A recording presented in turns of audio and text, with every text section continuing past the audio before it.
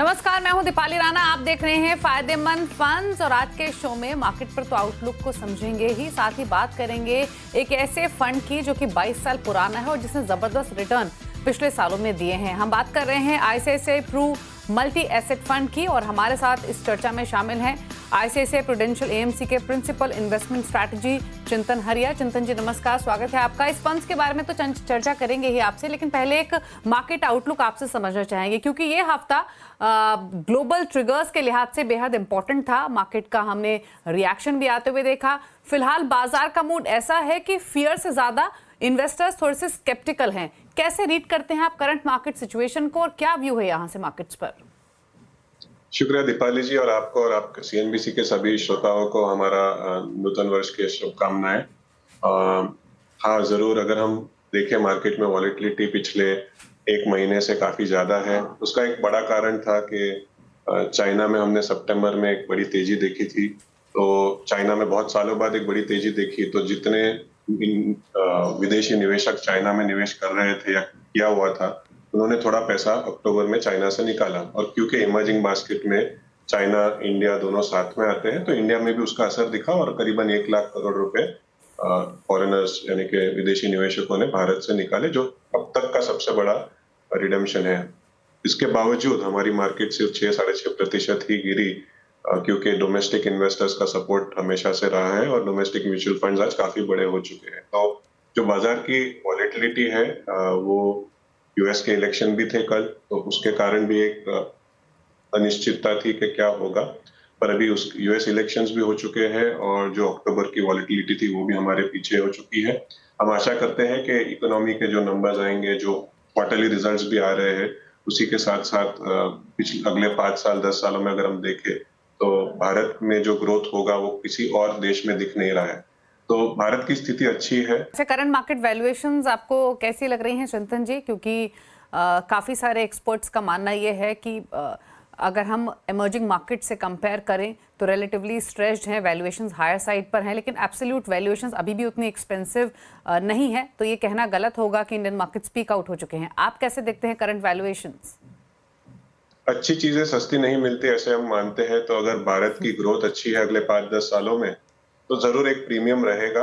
हाँ, पिछले 10, 15, 20 सालों का कंपैरिजन करें तो बाकी के इमर्जिंग मार्केट्स के मुकाबले भारत की जो प्रीमियम है वो काफी ज्यादा है इन टर्म्स ऑफ वैल्यूएशन।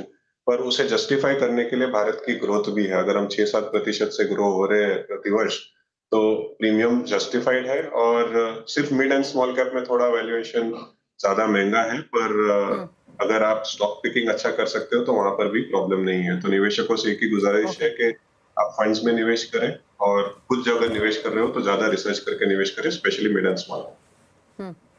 अच्छा, क्विकली फंड की बात करें उससे पहले एक सवाल और है। आपने मिड कैप स्मॉल कैप का जिक्र किया चिंतन जी। हमने मिड कैप स्मॉल कैप में लार्ज कैप्स के मुकाबले करेक्शन भी ज्यादा देखी है। इस करेक्शन के बावजूद भी वैल्यूएशंस ऊंचे दिख रहे हैं क्या?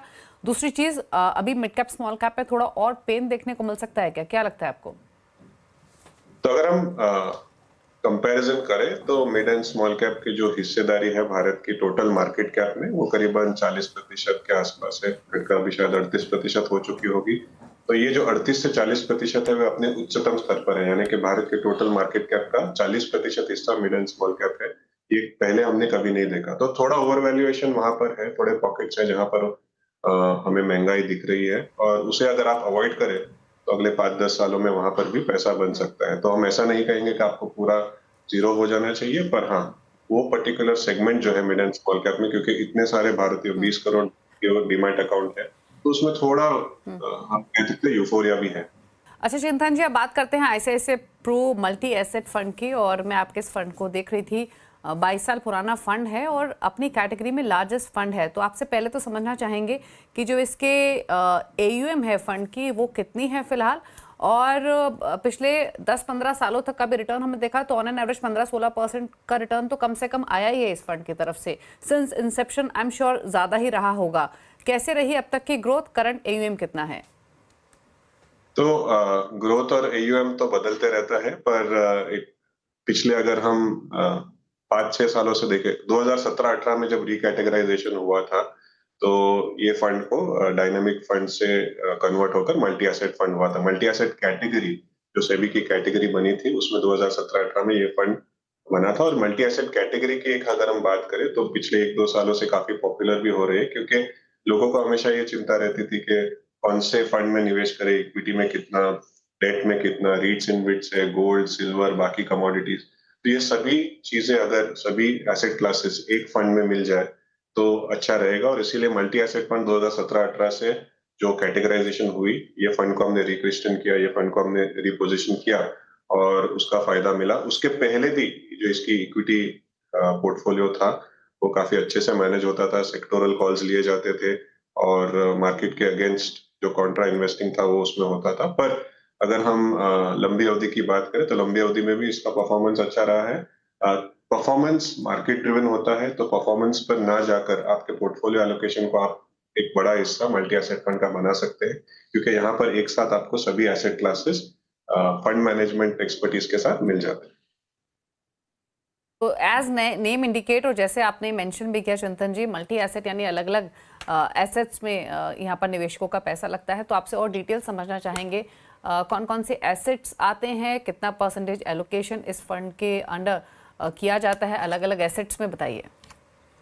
सो मल्टी एसेट फंड जो डेफिनेशन है उसमें ये है कि कोई भी 3 एसेट क्लास में आपके पास न्यूनतम 10% हिस्सा होना चाहिए